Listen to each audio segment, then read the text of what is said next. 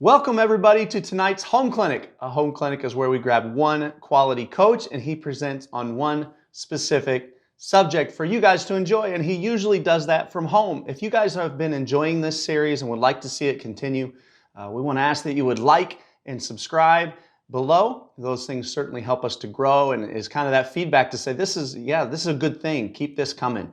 If you have a desire to present in the future, reach out to us on Twitter, DM us. That's at the Chief Pigskin.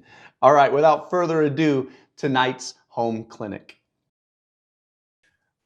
Hi, everybody, and welcome to another Chief Pigskin Home Clinic. I'm Dylan Mack, the head coach of Elmwood Park High School and a Chief Pigskin videographer. Tonight, I'm here with Jimmy Flynn, the special teams coordinator for St. Xavier University out of Chicago, Illinois. So a fellow Chicagoan like myself. Coach Flynn, thanks for joining us today. Thanks for having me. So we're actually really excited because you're going to be the first special teams guy we've been able to get on the home clinic. You got to get more. You're right. And you actually are talking about, I would say, probably the sexiest of all the special teams. You're talking about kickoff return. Yeah, you know what? It's one of those ones where I think if you install some technique and you do some drills, you can have some pretty dynamic returns. Some of the other segments, it comes down to a lot of personnel. I mean, technique and drills are really important for all of them, but I think some of the other ones, it really comes down to personnel, and without the personnel, it's hard to be super dynamic. Kickoff return, however, you can, if you drill the technique and you practice it the right way, I think you can have some pretty big returns on your investment of time for kickoff return. So, yeah, and especially at the high school level, you don't see a ton of great punters. But you always have that chance for an explosive return, right? And you get that set up right, and that could be a game changer for you. Absolutely, yeah. So today we're gonna go through a couple different drills and techniques that we focus on, and a word that I use a lot are the absolutes. So we're gonna go over things that I believe you have to do in order to have a dynamic kickoff return. So kind of go over the essential things for kickoff return. All right, sounds good, Coach. Well, I'm chomping at the bit to dive in, so let's do it. Okay, fantastic. So I'm going to screen share with all of you. We'll pull up the presentation. Coach, let me know when you can see it, please. I got you right now. Okay, fantastic. Okay, guys, so let's get started with the presentation. My name is Jimmy Flynn, and I'm the special teams and wide receivers coach at St. Xavier University in Chicago, Illinois. A couple different things about my contact information. I want you guys to reach out to me via email or Twitter or telephone. I love talking special teams. Anything that I have, I'm willing to share with you guys. My email address is jflynn@sxu.edu. You can email me at any time. My Twitter handle is @jflynniii. Please, send me a message, give me a follow on Twitter, and my cell number is 815-922-3073. I'd like to give you guys my contact information. Again, if there's anything I could do, if you're close to Chicago and you want me to come out to your school, I'd love to do that. Or you could come out to St. X, whatever works for you. Or we could do these Zoom meetings, all right? I love talking ball, okay? So developing a system for explosive kickoff returns, okay? Throughout the presentation, we're going to look at our weekly practice plans, kind of the way we practice special teams in the kickoff return drills that we use. All right, I'm going to skip over the special teams meetings in the award system. Just for time's sake, we're going to kind of cut that out. The meat and potatoes of the presentation is going to be the absolutes of kickoff return. Okay, everybody has their scheme that they run, and some schemes are maybe better than others. All right, but everyone kind of has their scheme. What differentiates one team from another isn't the scheme. It's the absolutes. It's the techniques. It's the intricacies of how they teach it and how they drill it and how they install it. That's the difference between a team that has a really good kickoff return unit and a team that has a mediocre kickoff return unit. Okay, so the meat and potatoes will be the absolutes of kickoff return. I'll go quickly through the scheme and then we'll end with some final thoughts. Okay, so let's go ahead and get started. All right, so the first thing that I say whenever I teach kickoff return, all right, is we're not going to sit there and practice team for 8 minutes or 9 minutes, all right, and maybe do a drill or two and then end it. if anything, we're going to do it the opposite way, okay? For a multitude of reasons, we're not going to waste our time just running 10 team reps. All right, we're going to focus instead on small group work and on drill work. All right, we're going to try to break up into 3 groups. All right, for kickoff return, I have the returners and the fullbacks going with one group. All right, they're working their game-specific technique and drills that'll help relate to a kickoff return in the game. The tight ends, they're gonna go in their own group, or they'll go with the front line. Okay, so then the third group would be the front line. So what I try to do is I try to, for all the special teams, kind of break up and to say, hey, what is your technique? What are the skills you need? Are they similar to other positions? Okay, then I'm going to group those positions, and you guys are going to go work your technique and your skills that are going to help you be successful when the game comes around. Okay, there's a couple reasons why I break up. All right, the first reason is technique beats scheme. All right, 98% of the time, as long as your scheme is not flawed. All right, if you have elite and consistent technique, you're going to win those one-on-one battles in the game. If your technique is so-so, you're going to lose those one-on-one battles, okay? The next thing is effort. All right, if I have 3-on-3 or 4-on-4, I can have 4 coaches watching the 4 groups, all right? I can have eyes on my guys is what I like to say. I can see them, I can coach them up, and I can get them to go full speed, which is the third thing. I want the drills and the technique to simulate game situations so I can get them to play with situational confidence. They're going to play super fast, all right? And they're going to understand timing and spacing because they've gone full speed. I don't want 22 guys running full speed because then I need a break.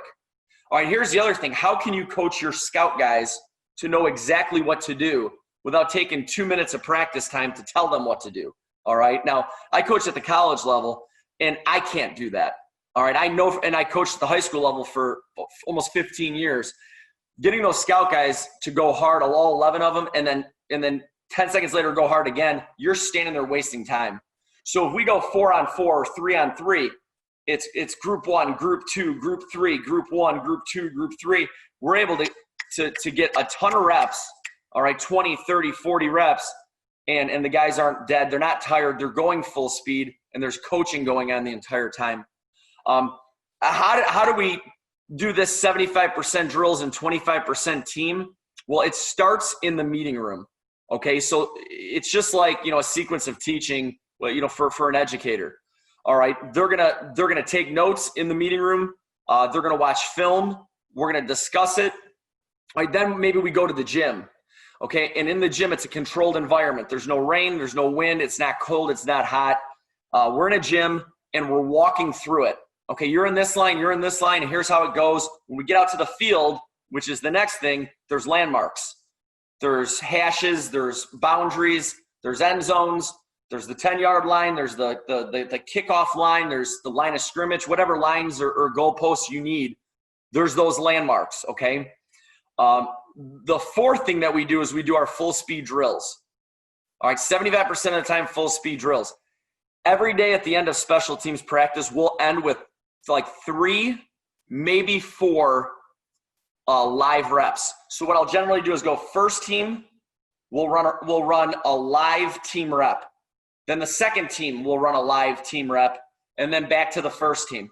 So for every day of special teams practice, we're spending about 8 minutes doing drills and group work, focusing on technique that relates to our scheme, okay? Then at the end, we'll spend 2 to 3 minutes doing 3 live team reps. Full speed, but it's 2-hand touch on the returner. No blow-up blocks allowed, okay? No blocks with forcible contact if they don't see you coming. All right, but everything is full speed, 2-hand touch on the returner. First team, second team, first team. All right, I think by the end of the week, if I'm able to get 6 full speed, full team reps, I'm going to be in a really good spot because I just got 60 drill work and group work, and I'll kind of go over how we do that in a little while. So that's kind of our practice overview. I think, again, regardless of what your scheme is, if you want to be really successful with kickoff return, you can't have your fullbacks practicing what the front line does. You shouldn't waste your returner's time having your returner stand there while you're running team reps, and the punter's kicking off because the kicker's not there that day, so the punter's shanking the ball. Then the kicker shows up late and he's stretching, he shanks 2 balls, and you're running live team reps, and 5 minutes of your 10 are wasted, because the ball's flying all over the place. Guys aren't going hard. The scout team doesn't know exactly what they're doing, but I know I can get 3 live team reps out of my guys. All right. But if I go 3-on-3, 4-on-4, I got the returners working returner drills and the front line working their depths. The tight ends working their leverage and their angles. Okay. The fullbacks working, setting the return and getting into the power eye that I'll talk about. I can maximize the amount of time that I have because I break it down and I just focus on the skills that those kids need to learn. All right. So with that being said, guys, let's kind of move on. I'm going to skip over our ball time segment. I believe that every good special teams coach has a really good ball time segment that you practice 3 days a week. It goes over holds, snaps, kicks, punts, and returns. All right. And so I'm going to skip over this because it kind of varies. It ventures a little off of the kickoff return stuff. If anybody wants to talk about my ball time circuit, I would love to talk about that. Reach out to me. Okay. All right. So let's move past a couple of these. Okay. All right. The next thing I want to go over are kickoff return drills. I'm in a very similar situation to a lot of the coaches who work in high school because I get to practice with about 7 minutes, maybe 5 minutes left to spare before I actually have to go on the field and start my first special team segment. All right. I don't have a ton of time to meet with the other coaches, and I don't have a ton of time to meet with the players during the week. I have my Monday meeting and I have a Friday meeting. I wish I had another meeting during the week, but because of offense, defense, night class, school during the day, and everything else that goes on, okay, I have to be efficient with my communication. So how do my guys, how do the coaches and everyone, how do they know the drills to do? I utilize email. All right, and so I communicate over email what drills we're doing. But then I also created kind of a drills packet, okay? And I want to go over that right now with you guys, okay? I use a program called Playmaker Pro. It's an older school program. It's a football software program that allows me to draw up, all right, some pretty awesome drills, okay? And what I do is I draw up a diagram, and then at the bottom I put directions on there, okay? If you're the special teams coach at your school, you're going to have a pretty vast knowledge of the personnel, of the scheme, of the technique. All right. But some of the other guys, and they may not understand special teams and the technique as you do. Okay. And so what I do is I write the directions at the bottom because I know every coach, they're going to be able to read it and they're going to say, I'm going to coach this up to the best of my ability.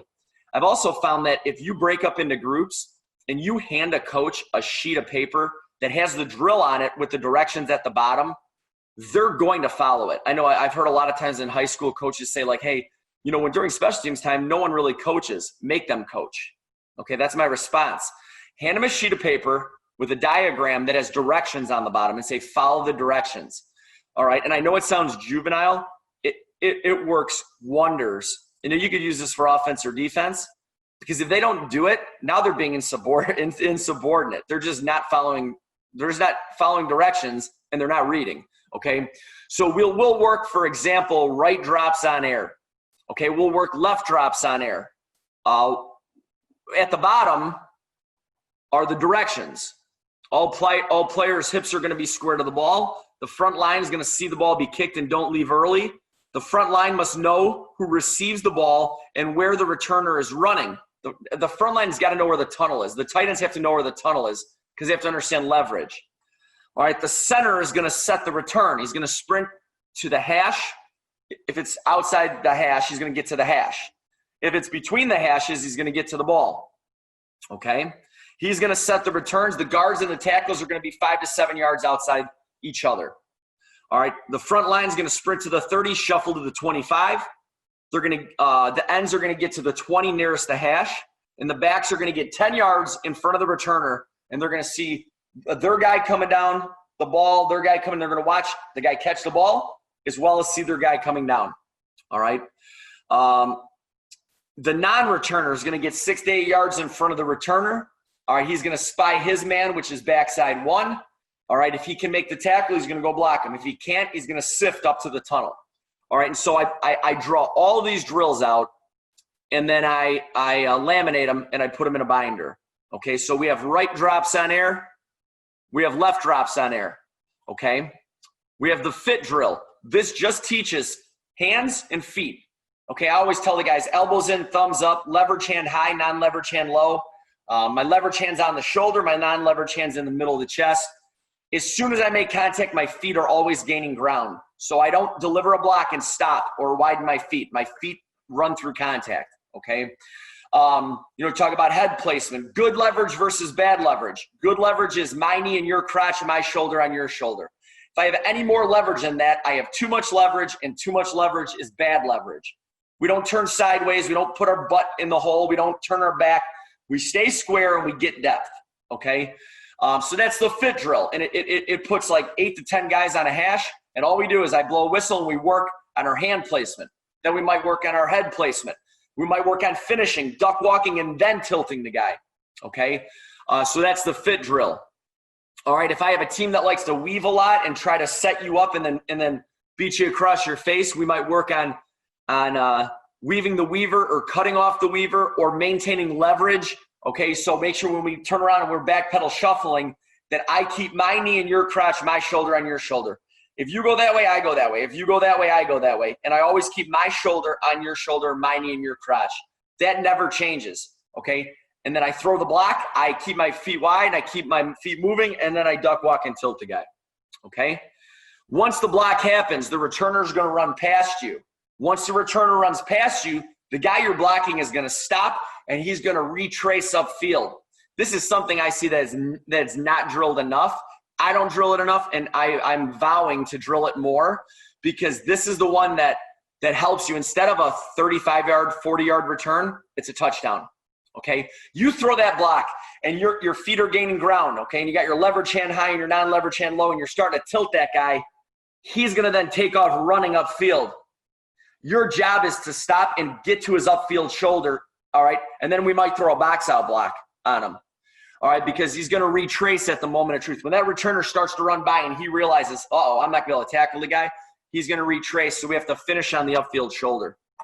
All right, we're going to also teach our guys how to double team. All right, now in college, we can't be shoulder to shoulder within 2 yards. It's illegal. So what I did is I just staggered the guy. I said, you're my blocker. Don't let him cross your face. This guy here, you're my swing guy. All right, if he beats me into the tunnel, don't let him. Seal the tunnel. All right, if he beats me over the top, just kind of wall him and then go because our returner is going to be gone. All right, so kind of modified the way I teach double teams. And yes, I'm going through this, guys, really quickly. You can reach out at any time, and I would love to share whatever I have with you. The problem is if I don't move through it quickly, I'm not going to be able to get through a majority of what I want to get through, okay? So those are kind of some of the drills that we'll work on. Our fit drill, maintaining leverage, finishing on the upfield shoulder, double teams. Then I have some half line stuff, okay? So, we have 2 returners. We got 1 fullback, all right? 2 returners, 1 fullback, and then 4 frontline guys. Okay, so I got 4 or 5. I got 7 guys going here instead of 11. All right, kind of goes over how we do this and how we kind of set up the drill. I don't do this a ton. This is more of a camp type drill. Once I've done all the other drills, then we'll kind of progress to this one. We'll run this one once or twice throughout the year. I think it's a good way to really focus on the fullback's going to execute a kick out block. He's going to get depth. He's going to be 10 yards in front of the returner. That's what he does in the game. Well, there's only 1 here. There'll be 2 in the game, but it's really similar to what his skills are and technique is. The non-returner, he's going to be a sift blocker. He's spying backside 1. All right, he looks to the tunnel and he helps lead block for the returner. The returner is going to set the return, and we'll kind of go over how we set the return here in a second. So this drill focuses on a lot of the technique that we're going to utilize for our kick return guys. All right, now one benefit I have is sometimes I have a guy I've coached for 4 years. He's a senior. I've coached him for 4 years. He's doing as much coaching to the younger guys as I am, or 3 years. And, with high school, sometimes you may only have the guy for a year and then you're on to the next guy. So my advice for you, when you start setting these drills up, try to practice with the lower levels, okay? Make sure the sophomore guys do these drills make sure the juniors and the seniors do these drills. All right, because then that way it's less coaching the next year. It's even less coaching the next year after that. And by your third or fourth year, they're doing as much coaching as you are. Okay, so I got fire drill right, kind of fire drill left on how we block it. All right, so we're looking to down block on everybody on the front line. We're looking to kick out, all right, and we're looking to hit the tunnel. Okay, and that's kind of what our scheme is for our sideline returns anyway. So I create my half line to mirror what the scheme is. So their technique and the way that they execute it during this drill would be the same way they execute it in full 11 on 11, okay? The rest of the drills, it would take a while to kind of go over all of them, so I'm going to stop there with the drills. All right, just understand that what I do is if I watch a video or I go to a clinic and I see a really good drill, I come to this document, I type it out, I laminate it, and then the next year I hand it to whatever coach is working whatever drill. Okay, so we'll stop right there for the drills. You're going to see some of these drills are going to come up in the presentation. All right, and so I'll just focus on those when I get to the presentation. Okay. Okay, so I always say with the drills, guys, we want to teach it in the classroom, in the gym. Then we want to walk through it. Then we want to do drills. Then we want to do full speed team. Okay, and there's a progression. Okay, if your main focus is on full speed team, you're not maximizing what it is that you want to do. And I say that because I know that that's a majority of teams. Their focus is on full speed team. And you might have a dynamic returner. You might get a couple good returns. But I think if you want to be really, really good at what you do, you got to figure out what are the skills for this specific special teams. Punt block, kickoff return. Okay, what are the skills? Okay, and then what groups can I put these guys in to work those specific skills? I think if you do that and then you walk through the drills and the technique stuff, then you do full speed drills, then you do full speed team at the end, you're going to set yourself up to be a lot more successful than if all you're doing is running out there and running 10 minutes of full speed drills, okay? All right, so the main drill that I want to show you for our fullbacks and returners, this is a drill we do at least once a week. Okay, what do the fullbacks have to do? They have to see the ball be kicked. They got to sprint to the returner. They have to get 10 yards in front of the returner. They got to see their guy coming down because they have to know who they're blocking. They have to know when to sprint when the guy catches the ball. So the fullbacks have a ton going on. The non-returner, what's his job? He's spying backside one. All right, if backside one can't make a play, he's getting his eyes to the tunnel. All right, if anybody at the point of attack needs help, he's helping double team. All right, if they don't need help, he's getting into the tunnel and then he's looking inside because there's only 2 guys outside of him. There's 2 guys in, or there's 7 guys inside or 8 guys inside, so he's going to get his eyes inside. Okay, now I know it may seem like a lot, but I'm telling you, you practice it the first time, it's not going to be good. Practice it a second time, it's going to get a little better. By the 3rd or 4th time of running this drill, these guys are going to know exactly what to do, okay? You could teach this to a freshman team. You could teach it to an NFL team. All right, and the first time you teach it, it may take a little practice, okay? So I'm getting pretty in-depth with this stuff, but I'm telling you, it's definitely doable regardless of the level that you're at, okay? So what I'm saying is there's a lot to do here. The front line does not need to do any of this. The front line is working on something on the left side of the screen, completely different. So the front line's working their sprint for depth, mark their man, get square. They're working a completely different drill that I call lions and gazelles. All right, and so I'm split up here into 2 groups working on the skills that they need during the drill. So I have a jugs machine here. If you don't have a jugs machine, have a coach throw the ball. Okay, I would avoid kicking the ball because unless your kid can kick it consistently every time, you're going to waste reps. All right, so our jugs machine throws the ball. There are 2 lines of scout guys at the 35-yard line. Those scout guys don't move until the ball is caught. Why? Well, I'm trying to save their legs a little bit. In the game, the opponent is going to be between the 30 and the 35 when the returner catches the ball on a deep kick with like a 3.75 to 4 second hang time.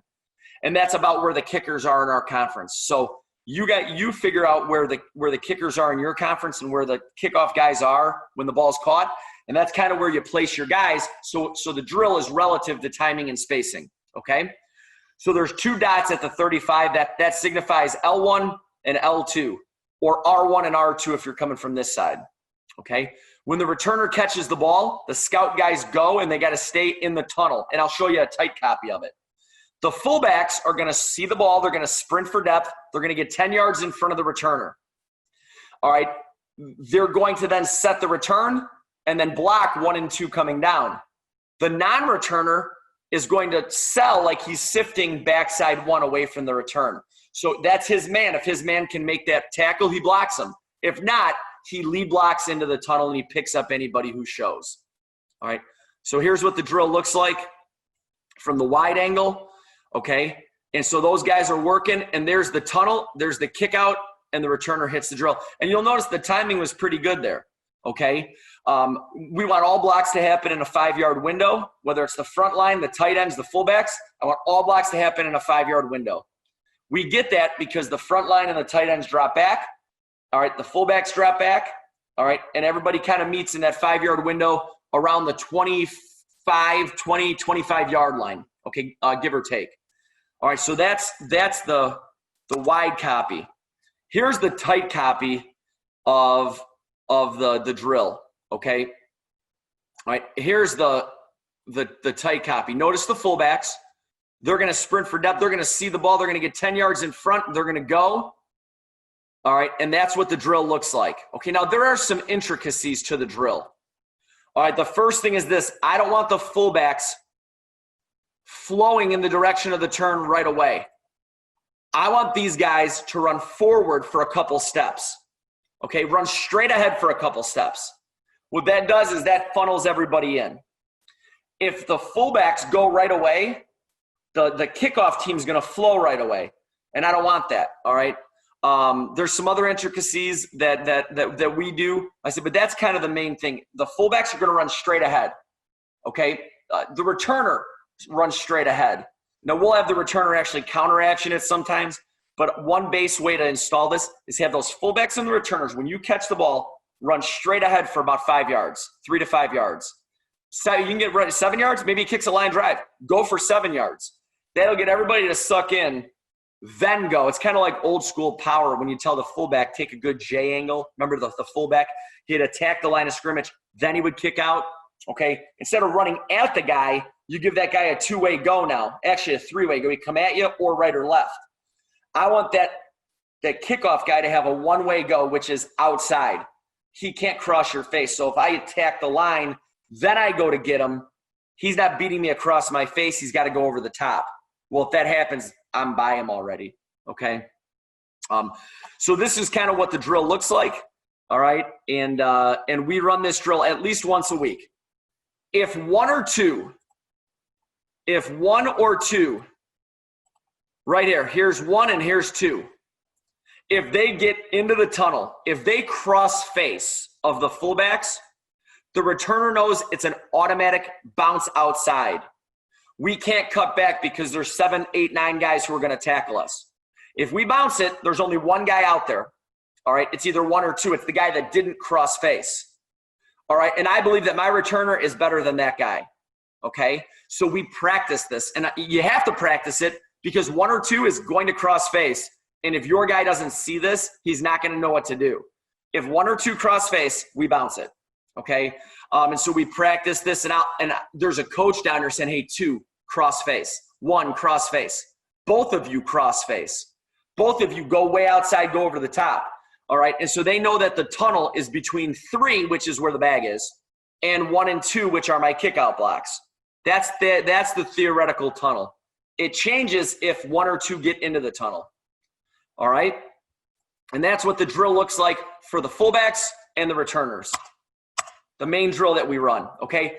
Here's the main drill that we run for our front line, all right? Now, sometimes this is a moderate spaced drill, okay? Where they're going to drop back 15 yards. I may elongate this.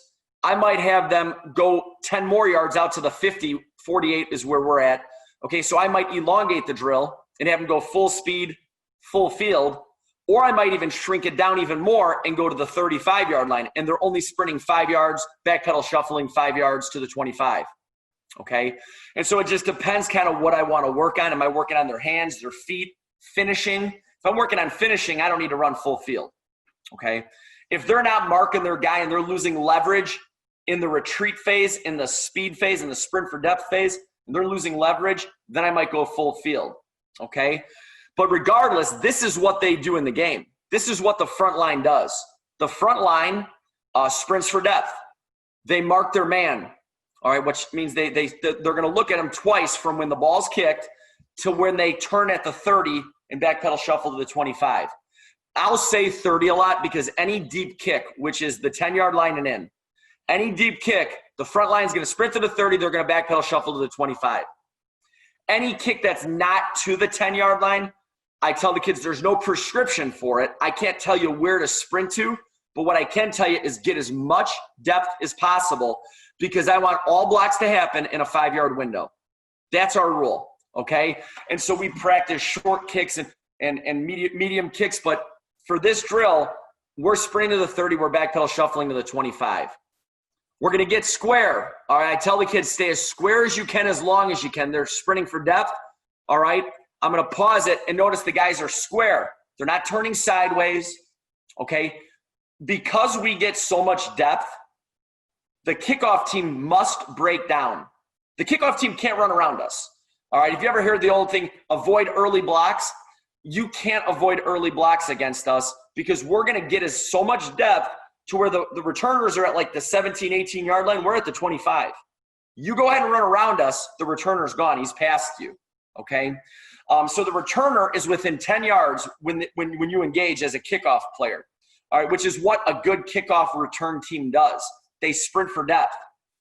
The back guys go forward, the front guys go backward, and we meet in that 5-yard area, okay? The kickoff team's going to have to break down. Notice they're breaking down here. It makes our blocks easier. I don't want to put my returner in a pinball machine. For all of you who have played pinball, you know what I'm talking about. Left, right, forward, straight, up, down, and you're avoiding obstacles everywhere you go. That's not what we want to do. That's what a lot of teams do because they don't sprint for depth. They have some guys blocking at the 40, some guys blocking at the 30, some guys blocking at the 20, and the returner looks like a pinball. We don't want that. So we want front guys go back guys go forward, meet in the middle. I want down, down, down, kick out, kick out. I want the returner gone. That's it. 2 blocks this way, 2 blocks this way, gone. The only time he's going to have to make a move is on the kicker if the sifter had to double team or block backside 1. The sifter's job is backside 1, look for leakage, double team the point of attack, eyes inside, up to the kicker. Practice it every day. If he gets up to the kicker, now it's down, down, down, kick out, gone. That's the goal. I don't want block, down, out, kick out, up to down, out, because now the guy's going everywhere, okay? So our front line, Lions and Gazelles drill. Okay, we have 3 lines of scout guys, 3 lines of front line guys, and this is essentially what it looks like. They're going to sprint for depth. They're going to get squared. Leverage is my knee and your crotch. They're going to try to hold their block. I don't like them giving so much ground. All right, they're gonna engage, and that's their cliff. So I went back and said, hey, we did everything well here, except our cliff is really bad. When you initiate that block, you can only go to the 24 or 23, because if you go any further, you're going to pick the tight end's guy, because the tight end's at the 20. All right, so the front line's cliff's the 25, the tight end's cliff is the 20. All right, so those are the 2 major drills that we do for our blockers. The front line guys work Lions and Gazelles, all right, and then the fullbacks and returners are going to work the tunnel vision decision drill. Tunnel, the right return, the left return, with the fullbacks kicking out 1 and 2 and the scout guys, okay? I'm going to skip through, guys, the special teams meetings and the award system stuff for time's sake, all right? And that'll take us to the absolutes of kickoff return, all right? My opinion is there are about 20 things that you have to do in order to be successful. We'll go through these. I'll show you guys some film, all right? And then we'll kind of finish up with some final thoughts, okay? Absolute number 1, coach, is the screen blocking the absolutes? Is my face and your face blocking? No, I put it off to the side. Oh, okay, very cool. All right.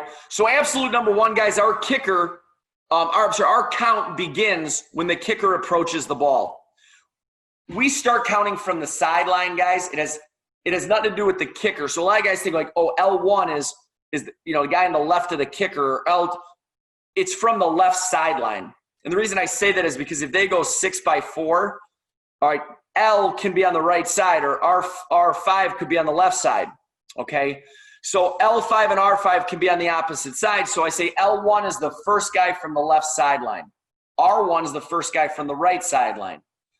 R2 is the second guy from the right sideline. R3 is the third guy from the right sideline. That's the way that we count. Don't take it for granted that the kids know that, and it's something that you should practice, okay? The holder is added into the count, so if they need a holder, we always recount. This happens 5 or 6 times a year.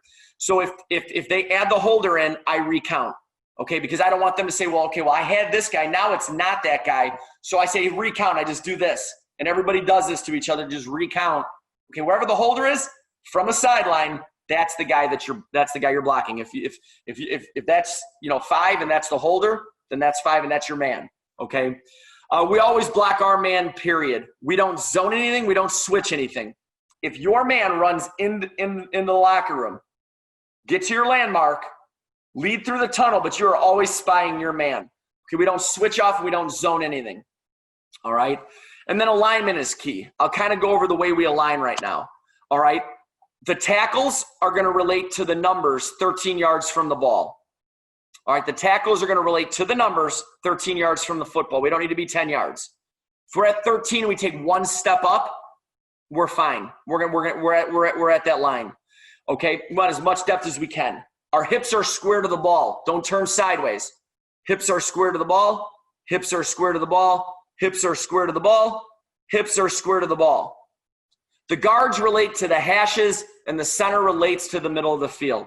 Notice I said the word relates because they may take a couple steps one way or the other depending upon where the ball is.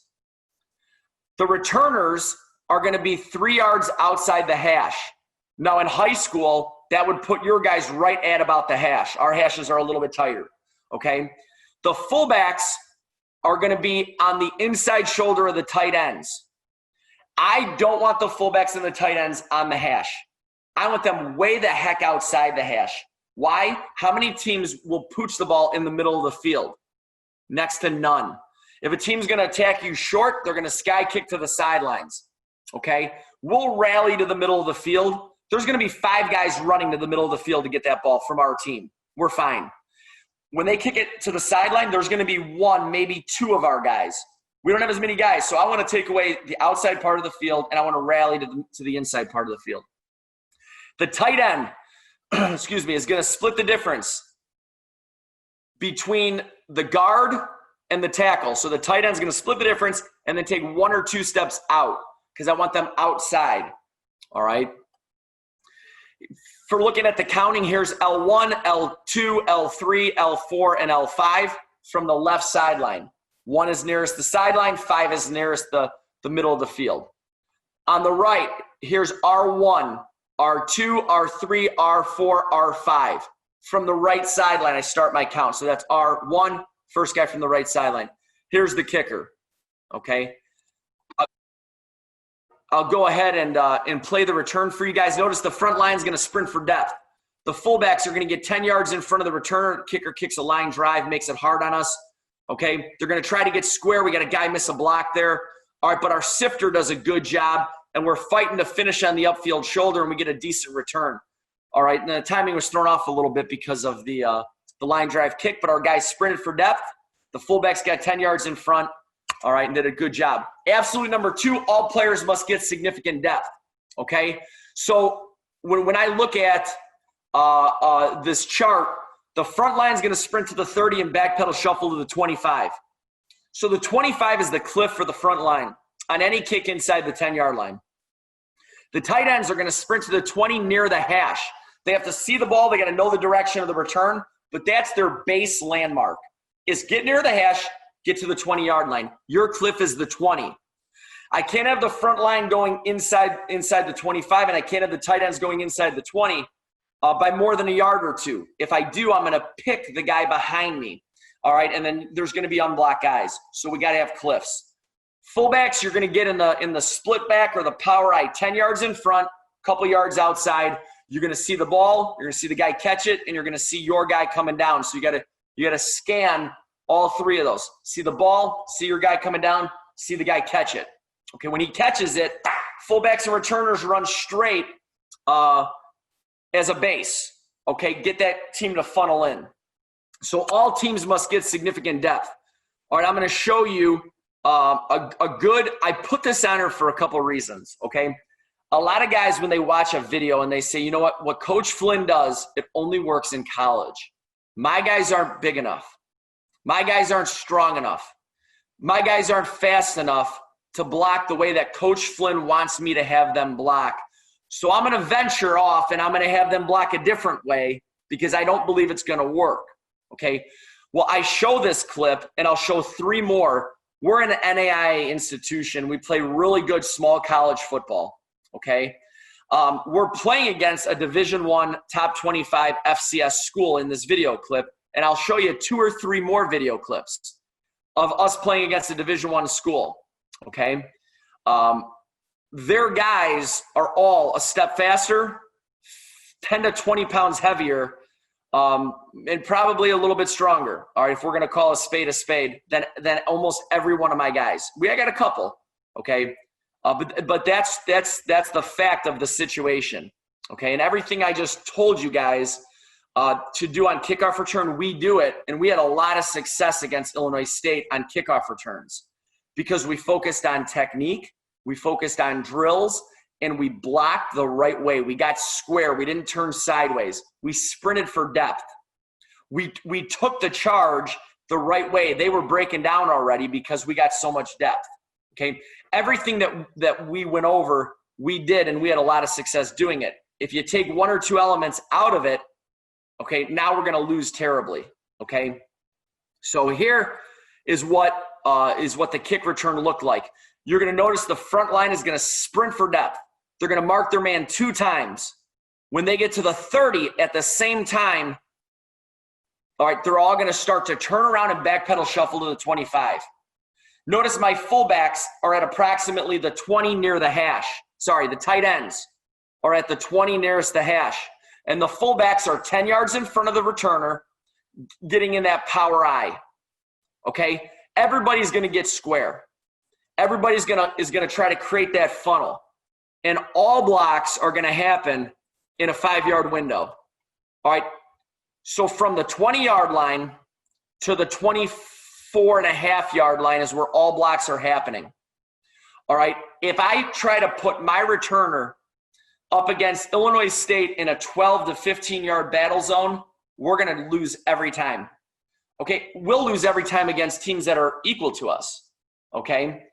But teams that are equal to us or better than us, if we do this, we give ourselves a chance to return every kickoff for a touchdown, okay? Now, it doesn't happen often, but when it does, it's a result of doing things the right way. Notice the tunnel here. Now, that's not because of the front line or the tight ends or the fullbacks or the returners. It's because everybody did what they were supposed to do. The returner counter-actioned. The fullbacks set the return straight like they're supposed to. All right, the front line got square. The tight ends and front line got depth. All right, so all of that together gets you this. Now, we made a mistake. Number 2, cross-faced into the tunnel. What's the returner supposed to do?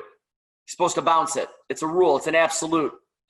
1 is out of the play. He went over the top. If 1 goes over the top, if 2 goes over the top, they're out of the play. If 1 or 2 cross-face, it's an automatic bounce because there's only 1 guy out there. I got a block with leverage here. I have my guy versus the kicker. I'll take my guy versus the kicker any day of the week, and I don't care what level, okay? My guy's pretty good too, all right? Unfortunately, we ram it into the theoretical tunnel that closed up, and we settle for a good return instead of a great return, all right? But if I backtrack here, this has the making for a great return right there if I pause it. This has the making for a great return if I pause it. All right, we end up getting it to the 35-yard line. Okay, my guys are fighting here. All right, that's a respectable return for a small college football team against a Division I opponent. All right, I'll show it to you again. Watch the front line sprint for depth. Watch the fullbacks get in the power eye in front of the returner. Watch the tight ends get to the 20 nearest the hash, and everybody gets square. Fullbacks are going to run straight ahead.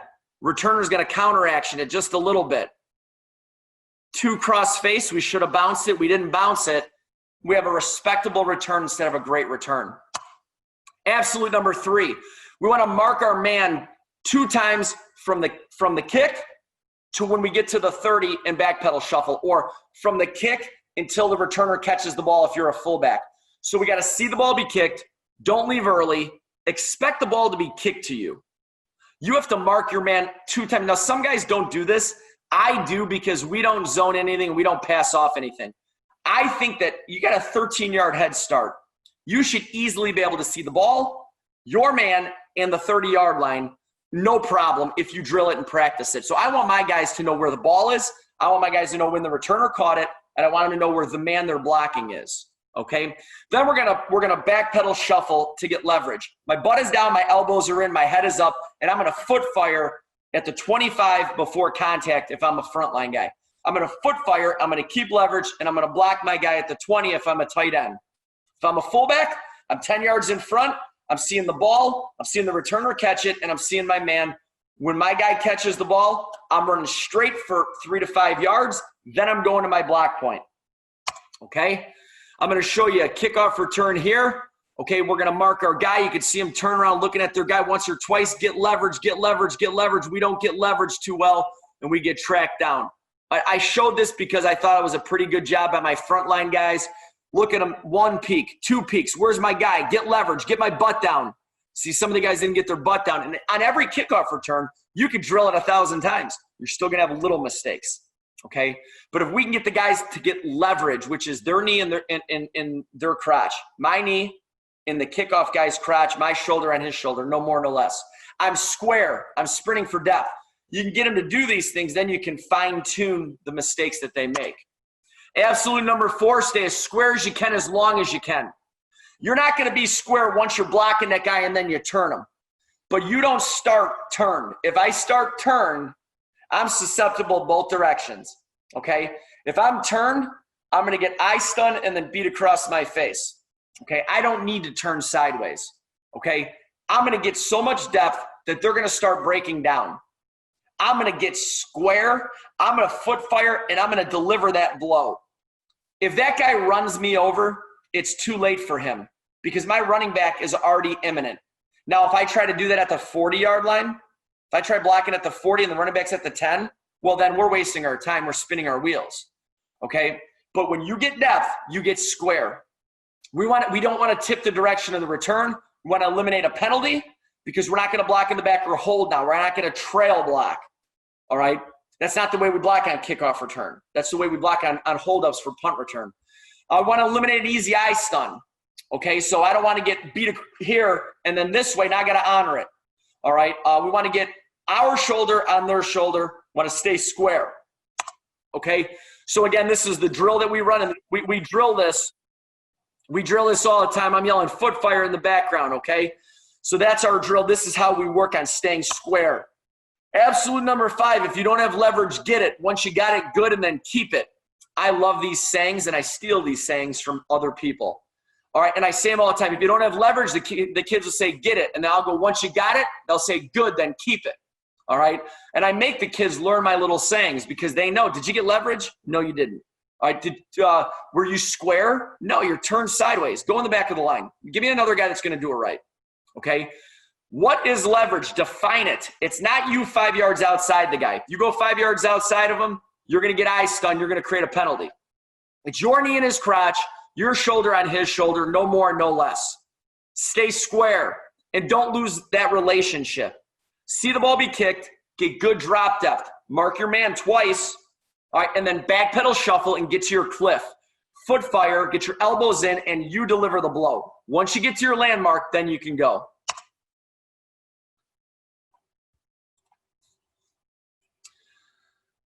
All right, front line's going to get depth. They're going to get square. All right, we got a nice counter action here. It gets the team to flow a little bit. The tunnel closes. He should have bounced it. We end up with a respectable return instead of a really good return. That's why it's vital you practice that vision, decision, tunnel drill, because 1 or 2 is going to create, when you counter action that, 3, 4, 5, 5, 4, 3, 2, 1, they're going to go the wrong way. 1 and 2 are going to get in the tunnel. That guy's got to practice bouncing it. So he's got to practice that every day that you do kickoff return. Okay? Absolute 6. If they cross, we cross. If they cross, we cross. If my guy goes there, I'm going there. My guy goes there, I'm going there. I don't zone anything. I don't switch off. It's in stone. It's an absolute. If they drop out, get to your landmark first and then hunt them. So what do I mean by that? If I retreat and then I look and my guy is more than 7 to 10 yards away, I have to go get him. So, but I first get to my landmark. I never stop and start blocking guys at the 40. You're going to lose. Get to your landmark. And then if he drops out, what's going to happen is there's too much space between you and him. He's going to read the returner and he's going to flow across your face to the tunnel and you've lost. So you're going to get to your landmark and be like, uh-oh, he's more than 7 to 10 yards away. Now I'm going to go hunt him and I'm going to expect him because as soon as he reads flow, he's going to go and then you got to go faster than him and don't let him cross your face. All right, and so that's kind of our rule. All right, we'll show you a clip here.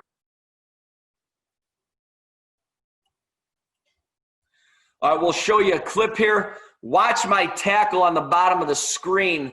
He's down here. He ends up way at the top of the field. Then he ends up way down here. So just watch my tackle at the bottom of the screen here. He's going all the way on the other side of the field. Uh-oh. Now my guy bounces it. Now he comes all the way back over here. He's chasing his guy. He's blocking his guy at the 42-yard line. Okay? Because if they cross, we cross. All right? We don't zone anything. We don't switch off anything. Okay? His guy went over there. He goes over there to block him. The only time we zone something is with the non-returner. So the non-returner, he kind of reads backside one. So he's the only guy who's the non-returner. No one else zones anything. No one else switches off. If they cross, we cross. If they drop out, get to your landmark first, then hunt them. Don't allow them to get to read early flow. Absolute 7, the most important thing on kickoff return, and you better say it 100 times next year. You can't get beat across your face. If there's one thing that you say, you don't get beat across your face. If there's the second thing you say, get depth. Get depth. Just have one coach stand there and yell, get depth, get depth. Even if they are getting depth, yell, get more depth. And have another coach scream, don't get beat across your face. If you do those 2 things, don't get beat across your face and get depth, you're going to be in a really good spot to return kickoffs. Over the top runs them over the top of everything. That's where we want guys to go because we get so much depth. Over the top runs them around the play. Across your face runs them right into the tunnel or underneath the play. Across your face, that's bad, okay? So run them over the top. Get depth, get square. That doesn't mean you get 5 yards inside of them. That's terrible because too much leverage is bad leverage. You got to honor an outside move now. I'm not square. When I'm not square, I get beat across my face. All right, and so all players, you got to know where the tunnel is. Keep the man out of the tunnel. It sounds juvenile and simple, but it is. Stay square. Don't let Amanda beat you across your face, and don't let him into the tunnel. Okay, so you can't get beat across your face. We get beat across our face here, and this is why a field return, if you got to go across the whole field, I don't like them because you have to cross face of 7 guys.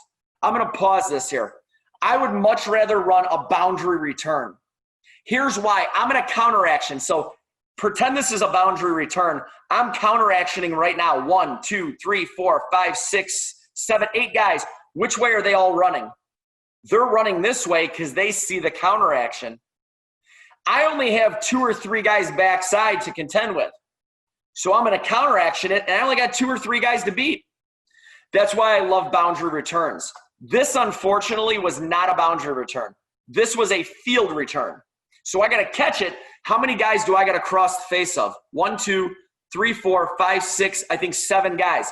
If one guy messes up, he's going to, what I call, force the return. He's here, and you're over here. You got to get past him. How are you going to do that? You can't. Then you're going to cut back, and you're going to get killed. Okay? And so if there's a field return, I try to stay away from those. Okay? And so as a kickoff coach, try to force a team into a field return. If you know that they run that return, I'd force the team into a field return every time if I could. Okay, so there's a little tip for you. What happens on a field return if one guy loses leverage, which it's going to be right here, I think. He loses, he's on the wrong leverage. This guy forces the return. The play's done if one guy loses. On a boundary return, one guy can lose and we just bounce it and we're good. Okay. There it is. Bam, he forced the return. We're tackled for nothing. Okay. It happens right here. My guy, he doesn't have leverage. He's got the wrong leverage. Boom, plays over. Everything else looked decent. I mean, look, we kind of had some blocks there. 9 guys can have their block. One guy messed up on a field return, it's done. Okay. And so that's why it's really, really important that we get square, we get leverage. All right. Absolute number 8, we don't block with our shoulder, we block with our hands. Our depth, our technique, and our effort ensure that we get the block. There's no need for a kill shot.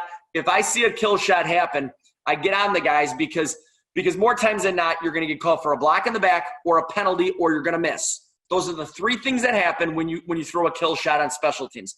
There is never a need for a kill shot on special teams. Now, we can't do it in college anymore, and I'm thankful that we can't do it because even before we couldn't not do it, I didn't let the guys do it because you don't block like that. All right, there's no need to, because if you get depth and you get leverage and you understand angles and technique, we're by you by the time anything happens, okay? So our butt down, our head is up, our elbows are in, our thumbs are up. I foot fire, my leverage hand is high, my non-leverage hand is low. I'm going to duck walk and tilt that guy and finish him. My feet are always gaining ground. Nowhere in this list does it say to lunge at somebody, turn sideways, be late, and throw your shoulder at them.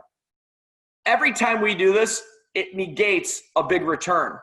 For example, I want you to watch my fullback right here coming across the screen. Watch my right fullback. He's late because he doesn't read the kick. He doesn't see where the guy is. He's staring at his man, and then he comes in blocking the back at the 10-yard, at the 15-yard line. All right, we're starting at about the 7 instead of starting at the 30. Okay, that's huge for field position. It's huge for a million reasons. He got yelled at for that. Okay, there are other clips as well. I just showed you one. There are other ones, and the guys know, like, how do you block? You block with your feet and your hands. You don't block with your shoulder. Absolute 9. The player making the tackle is not being blocked at the time he's tackling the returner. Because so I know, coach. Okay, well, every guy has a man. You need to control your opponent and not allow your assignment to make the tackle. The only thing worse than your man making the tackle is you causing a penalty. How do you not let your man make a tackle? How do you limit penalties or eliminate penalties? You do it with elite technique. How do you develop elite technique? You practice it in the gym, in the meeting room. You go over it, you teach it, you walk through it, and you drill it every day on the field, okay? So I tell the guys this: effort is equal to the velocity at which your arms and legs move on film. It's the only way for me to gauge effort, okay? If your arms and legs are moving fast on film, those are the guys that I need. If I see your arms and legs not moving fast on film, you're out. Okay, I'm going to put another guy in. All right, and so I came up with this: effort is equal to the velocity at which your arms and legs move on film. They know it. I say it 100 times. If you don't know what you're doing, your arms and legs better be moving fast. Fake it. I don't care. Run in place. All right? If your arms and legs are moving fast, we're in a good spot. Nothing is worse than your man making the tackle except a penalty. There are 4 types of players: guys that don't know what they're doing, guys that don't care, guys that can't do what you're asking them, and then guys that can do it. So I need to find a guy that can mentally do it, he can physically do it, and he wants to do it. All right, because there are kids that I love whom I have coached. I love them. They can physically do it, they can mentally do it, but they don't want to do it. And no matter how many times they tell you, coach, I'm here for you. You got to figure them out, because some of them, they'll say it and they can do it physically and mentally, but they don't want to do it. Okay, and don't beat a dead horse with it. Find a kid that wants to do it. Find a kid that can do it physically and mentally. Okay. Here's a return.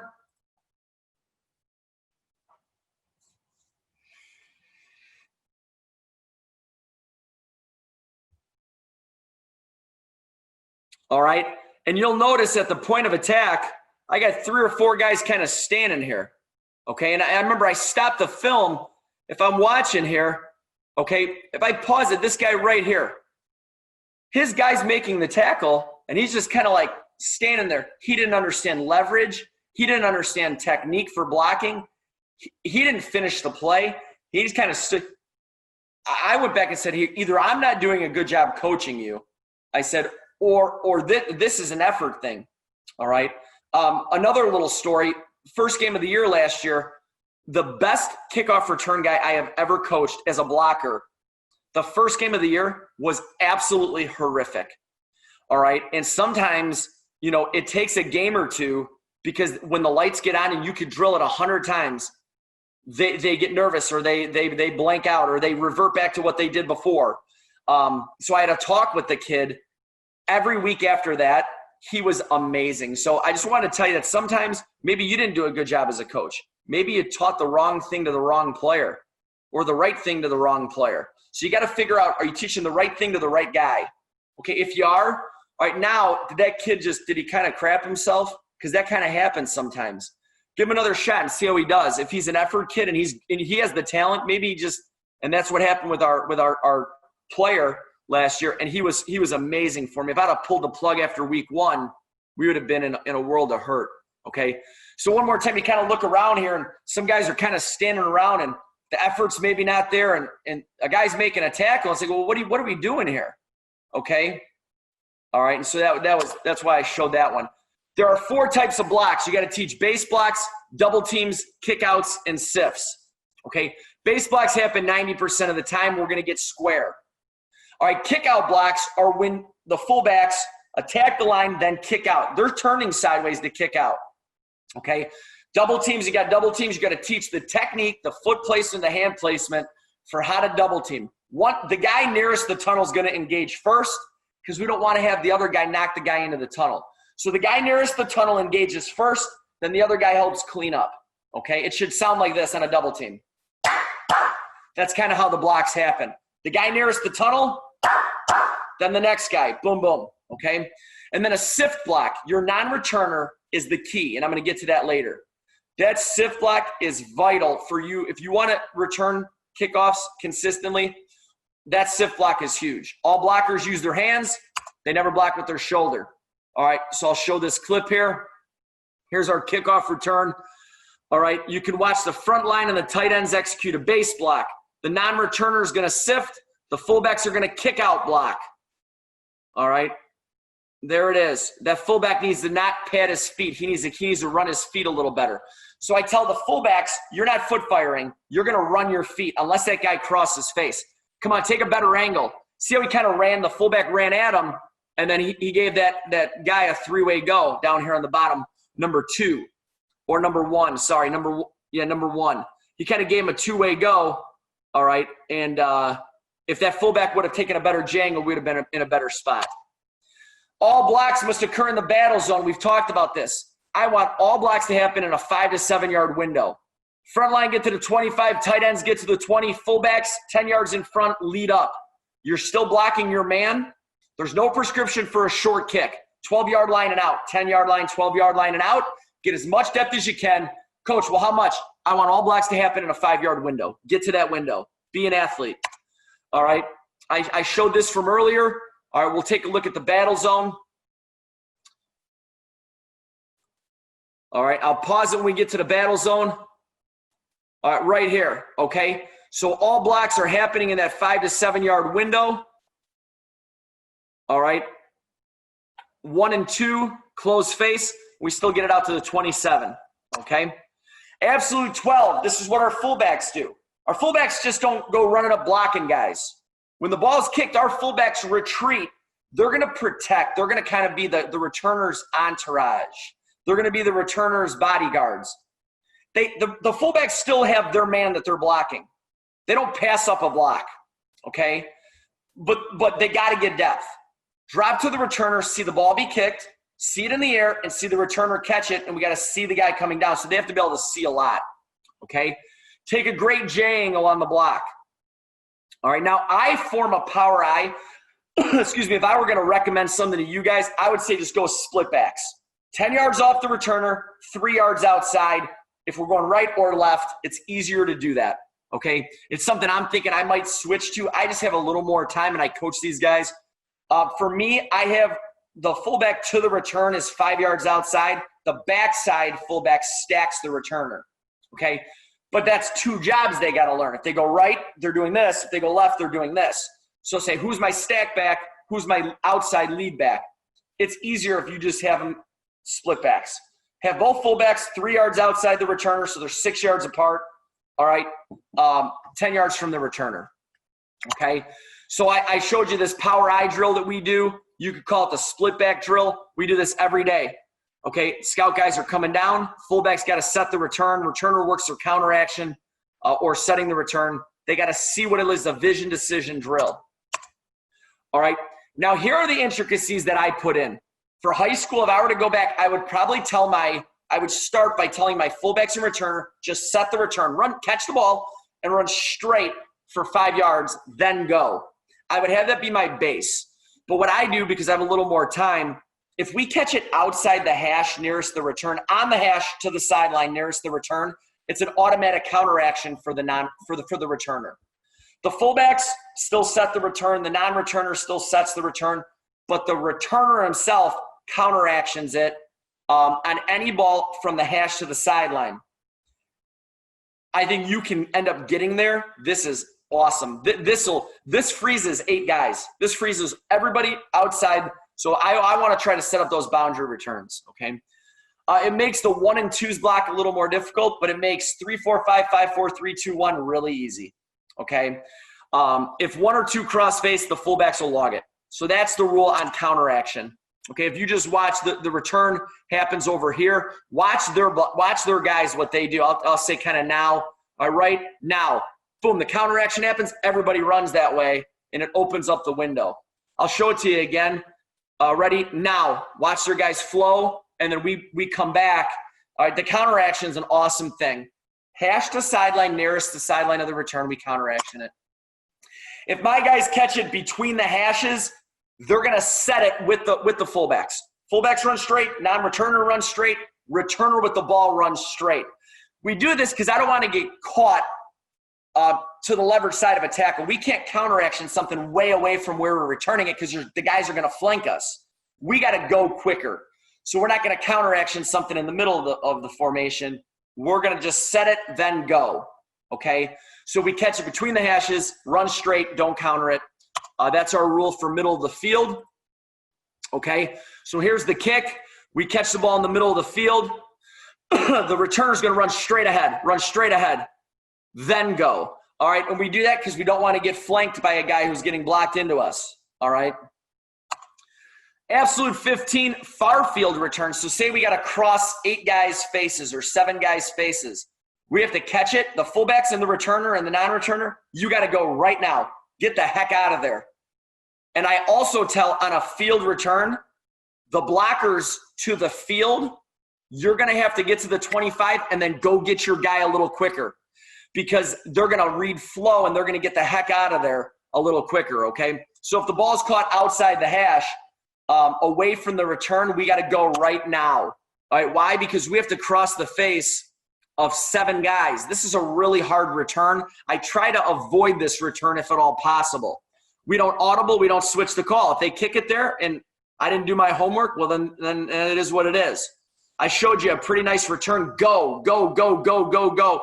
The guys over here are going to get their blocks a little quicker. They're going to get to the 25 because that's our landmark. But then they're going to go hunt them. They got to hunt quicker because they're going to read flow quicker. All right, they're going to read flow quicker because my fullbacks and returners are going to give him a key quicker. Okay, and so he's got to go. We're going to get those blocks quicker, and then we got to fight to the upfield shoulder. Fight to the upfield shoulder. Keep fighting there because there's going to be more flow. We end up getting a real good return. All right. Absolute 16. If the fullback's man returns the ball, the returner blocks the fullback's man. Now this works with my scheme. Some people say, "Oh, coach, what do you do if the fullbacks catch the ball?" Some guys will say, well, we'll just get as much as we can. That's not an answer. Okay, that's not fair to the kids. It's not fair to your team. Have something in place, something really easy. So what I do is if you're the returners and the fullback catches it and we got Braveheart left and this guy catches it, the returner to that side blocks 1. If this fullback catches it, that returner blocks 2. We're going Braveheart left. We run what we call. So figure out your scheme and just have the returner, because he's flying up to try to get that ball. I want the returner to return the ball. But if for some reason he can't, he's going to be really close to the fullback. He's going to be really close to him because he's screaming up there to get the ball. That returner now has to go block the fullback's guy, and I am blocking every other guy the way we are, and we run the return. Okay, so we practice this on our walkthrough day.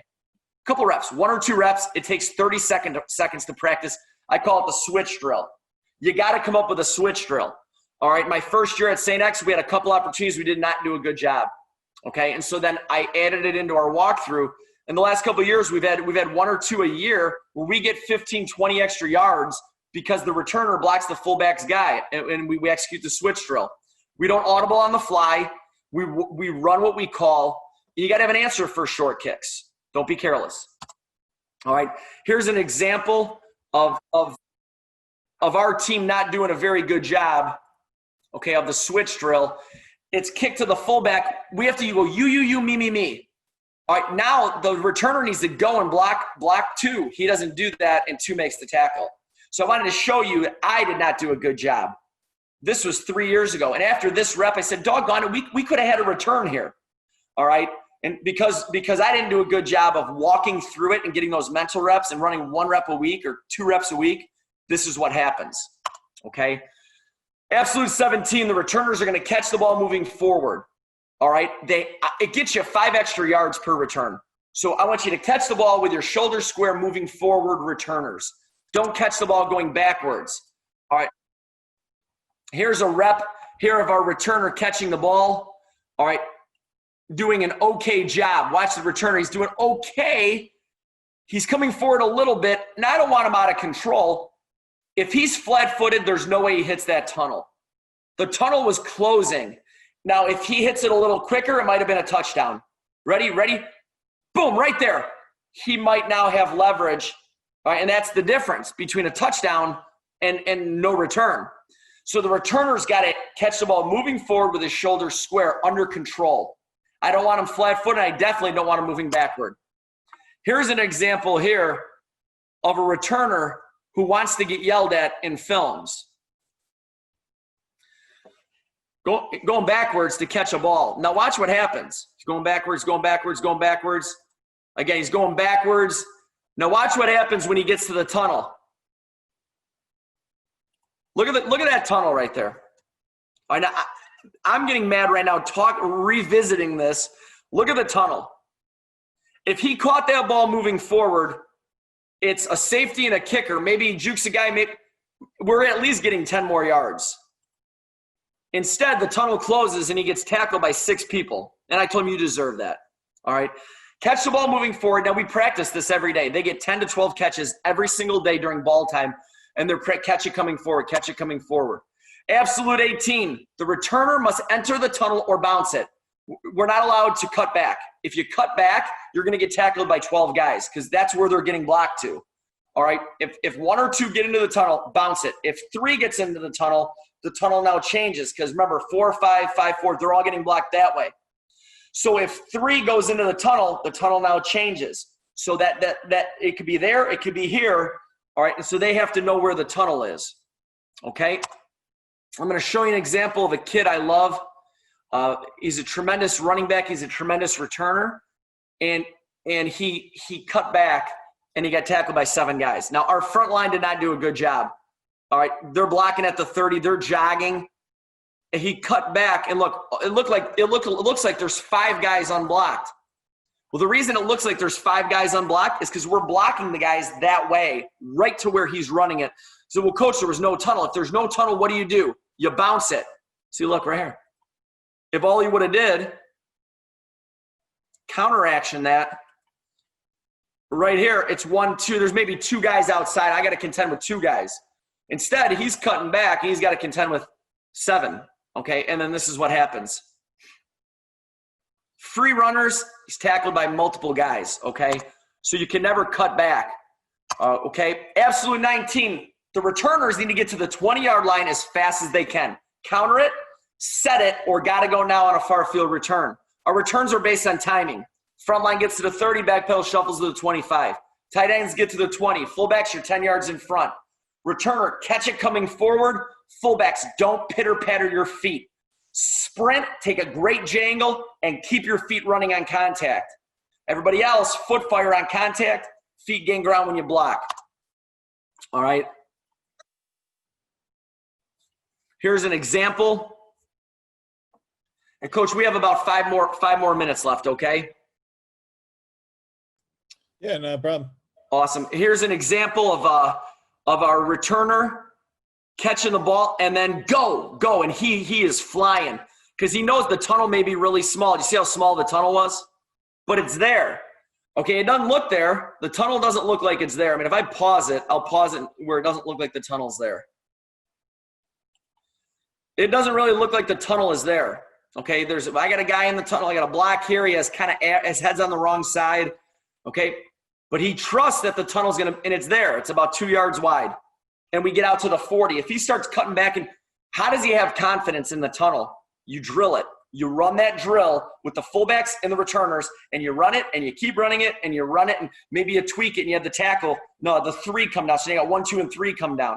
But you run the drill. Absolute 20, the sifter, who's the non-returner, will determine your level of dominance on kickoff return. We've had like 8 really big returns the last couple of years. Every one of them except one is because of the sifter. I'm going to show you my sifter spies backside 1. He looks for leakage. He gets his eyes to the tunnel, and he double teams at the point of attack if needed on the base block. I trust my kick out guys are going to get that, but that base block with the tackle, if he needs help, he helps the double team. If he doesn't need help, he gets into the tunnel, he gets his eyes inside, and he looks to see if the guard or the center lost their block on 4 or 5 or the tight end on 5. All right, did he lose? Okay, I get my eyes inside. If not, I go up to the kicker. Can you install this at the high school level? Yes, you can. You can do all that. Can you install it at the Pop Warner level? Absolutely you can. You are what you repeatedly do. So if you want to be excellent at this, then you need to practice making sure that your returners are excellent in their scheme and their technique, in their decision making. Okay? I'll show you a couple clips here of our sifter. Just watch the returner who does not catch the ball. Okay? So watch the right returner here. Spies backside 1, looks for leakage. Point of attack, blocks a guy. Blocks another guy. Blocks another guy. And comes back and blocks another guy and almost knocks him over for good measure. Okay? So we got to the 40, 50-yard line all because the non-returner decided that he was going to do what he's been coached to do. This guy is not only a great returner, he's an all-American caliber returner, Nick Krzyzewski, but he's also an amazing sifter. Okay, he does exactly what he's coached to do. Spy backside 1, get to the tunnel. He knows if the guy beats him over that way, it's too late because the returner is going to be outside. He understands leverage. He understands timing, and he understands spacing. If the guy would have beat him this way, he's going to hold that block. But it was just little blocks because he knows where the returner is. He knows the timing because we've practiced this. I'll show you another one here. All right, if you watch the non-returner, all right, he's going to double team with the tackle here. All right. Oh, that's a different one. All right, the non-returner gets into the tunnel. He doesn't get his eyes inside. He runs up to the kicker, and the guy makes the tackle. We still get a good return. All right, but the rule is spy backside 1. Okay, spy backside 1. Get your eyes inside. Okay, right here, that's my non-returner.